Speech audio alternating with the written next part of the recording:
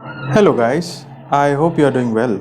In this video, I am going to show you how to change the series or episode on your Netflix app on Smart TV. Say suppose you are watching Money Heist and you want to skip to a certain season or certain episode. So what you can do is instead of watching, you can just go to this episodes and more, and under the episodes and more you can just choose the episode in a particular part, or you can just go to the parts and you can select the part and then you can choose the episode. So in this way you can change the season as well as select the appropriate episode that you want to watch instead of watching in a sequence.